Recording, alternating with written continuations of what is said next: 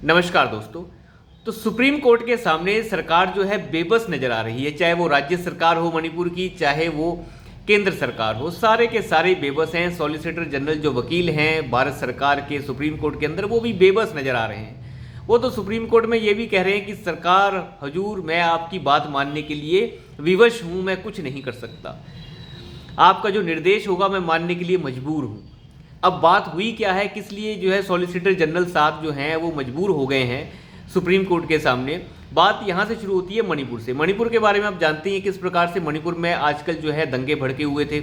अभी कुछ दिन पहले बहुत बुरे हाल थे वहाँ पे, किस तरीके से वहाँ पे औरतों की नग्न तस्वीरें जो है वायरल हो गई थी। उसके बाद ये मामला और गर्मा गया था और सुप्रीम कोर्ट ने इसका जो है स्वतः संज्ञान ले लिया था।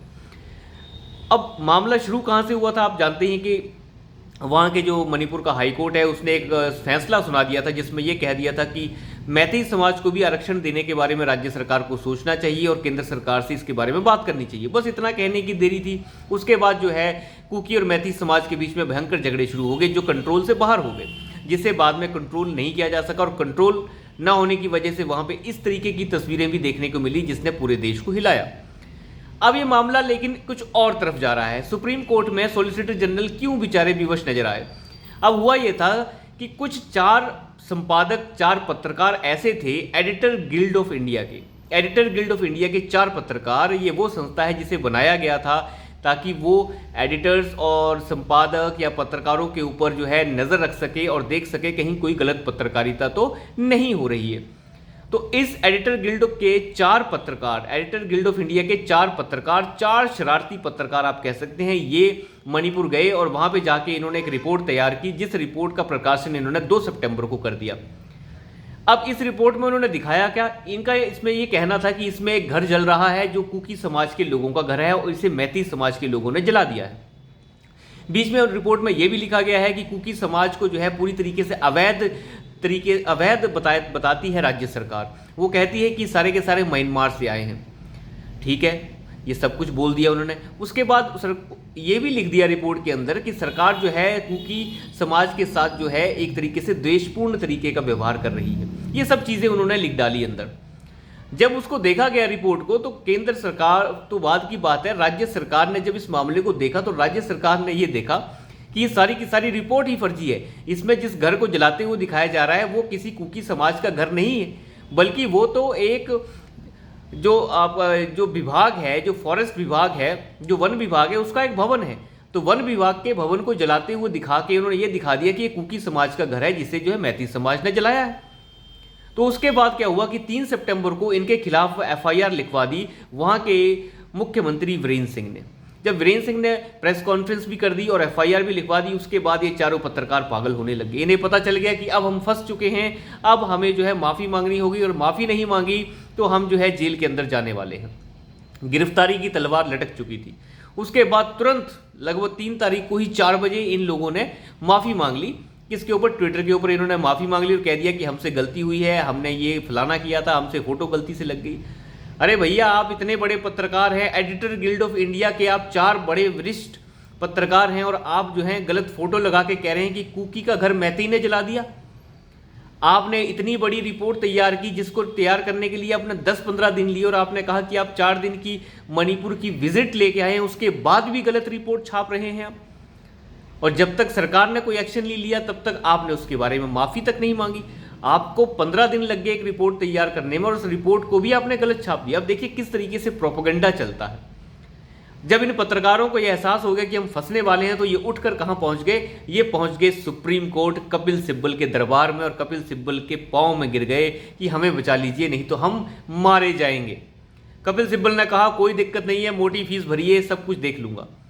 कपिल सिब्बल ने अंदर जाके जो है 5 तारीख को ही केस लगवा दिया और 6 तारीख को इसकी सुनवाई शुरू हो चुकी है। अब देखिए ना कितनी जल्दी कपिल सिब्बल साहब का एक्शन होता है। 5 तारीख को शुरुआत, 5 तारीख को केस लगाया गया और 6 तारीख को जो है सुनवाई के लिए ये केस सुप्रीम कोर्ट में लग गया। जब चाहें तब कपिल सिब्बल साहब केस लगवा सकते हैं। हम जैसों की औकात भी नहीं है कि वहां हम पहुंच सके। तो उसके बाद क्या हुआ, केस का जब सुनवाई शुरू हुई तो कपिल सिब्बल साहब ने अंदर जाके यह कहा कि चंद्रचूड़ साहब, इस केस को रफा दफा कीजिए, FIR को रद्द कीजिए, इसमें कुछ नहीं रखा है, ये बेकार FIR है। चंद्रचूड़ साहब ने मना कर दिया कि नहीं, FIR तो रद्द नहीं हो सकती, लेकिन आप बताइए आप यहाँ क्यों आए हैं।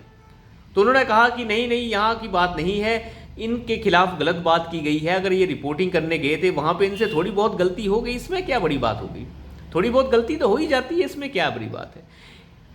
तो इन्हें ये शर्म नहीं आती कि आप ऐसी स्टेट जहाँ पे इस वक्त कितना ज़्यादा वायलेंस हो चुका है, वहाँ पे जाके आप गलत रिपोर्ट छाप के उसे पब्लिश कर रहे हैं, बीच में अनाप शनाप लिख भी रहे हैं, और फिर आप ये कह रहे हैं कि क्या फ़र्क पड़ता है, रिपोर्ट ही तो गलत छपी है। ये नहीं समझ रहे हैं कि इसके बाद कितने दंगे भड़क सकते हैं। सोचिए इस कपिल सिब्बल को, इस हरामी कपिल सिब्बल को आप ये सोचिए कि ठीक 3 महीने पहले ये मनीष कश्यप के खिलाफ जब केस लड़ रहा था सुप्रीम कोर्ट के अंदर, तब ये कह रहा था कि इस मनीष कश्यप ने जो तमिलनाडु के बारे में खबर छापी है, जो खबर इसने छापी है, ये खबर गलत इसने जो है यूट्यूब के ऊपर पब्लिश की है, और ये पत्रकारिता के ऊपर धब्बा है, ये पत्रकार नहीं आतंकवादी है, इसे जेल में रहना चाहिए। तब इस चीज़ की वकालत कर रहा था ये कपिल सिब्बल। अगर मान लिया मनीष कश्यप ने गलती भी की होती तो पत्रकारिता में गलती समझ लेते उस समय उसे। नहीं, ये वाले लोग जो एडिटर गिल्ड ऑफ इंडिया के लोग हैं, इन्होंने गलती की है, लेकिन मनीष कश्यप ने गलती नहीं की थी, वो आतंकवादी है, उसे जेल में रहना चाहिए, उसके ऊपर जो है जितनी भी धाराएं लग सकती हैं वो सब लगाई गई। और इन लोगों के खिलाफ जो है कपिल सिब्बल साहब कह रहे हैं कि ये केस ही नहीं बनना चाहिए। अब आप अंदाज़ा लगाइए, कपिल सिब्बल का अंदाज़ा लगाइए, इन पाखंड का अंदाज़ा लगाइए, कैसा पाखंड जो है भारत के अंदर हो रहा है। सॉलिसिटर जनरल जो हैं वो मजबूर होकर कह रहे हैं चंद्रचूड़ साहब के सामने कि माय लॉर्ड, मैं बेबस हूँ आपके सामने, मैं जो है आपका निर्देश मानने के लिए मजबूर हूँ, बस आप मुझे इतना बता दीजिए कि इस केस को दिल्ली में क्यों लाया जाना चाहिए, इस केस को मणिपुर में क्यों न रखा जाए। ये सारा मामला सुप्रीम कोर्ट में सॉलिसिटर जनरल ने यह भी कहा कि अगर आप इनको जो है गिरफ्तारी से बचाना चाहते हैं तो बचा सकते हैं, कोई दिक्कत नहीं है, आप इनको गिरफ्तारी से राहत दे दीजिए, लेकिन मुझे इतना बताइए ये केस यहाँ क्यों आना चाहिए दिल्ली। दिल्ली इसलिए आना चाहिए ताकि कपिल सिब्बल का राज चल सके।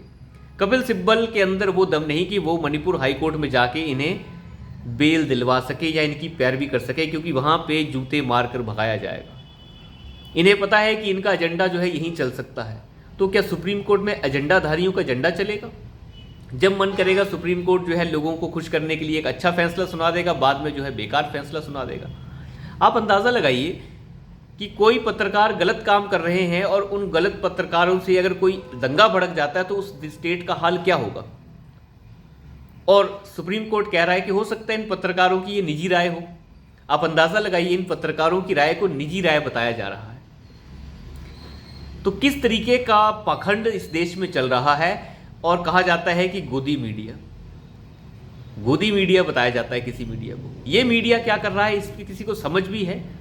ममता बनर्जी ने एबीवीपी के एक पत्रकार को जो है जेल में ठूस रखा है। अरविंद केजरीवाल का मन करता है तब वो जेल में ठूस देते हैं, नीतीश कुमार का मन करता है, लालू यादव के बेटे का मन करता है, जेल में ठूस देते हैं, और गोदी मीडिया जो है वो मोदी को कहा जाता है। किस तरीके का पाखंड है ये। खैर देखते हैं, इस देश में ये चीज़ें चलती रहेंगी, लेकिन परिवर्तन कभी ना कभी तो होता ही है। तो अभी के लिए इतना ही, धन्यवाद।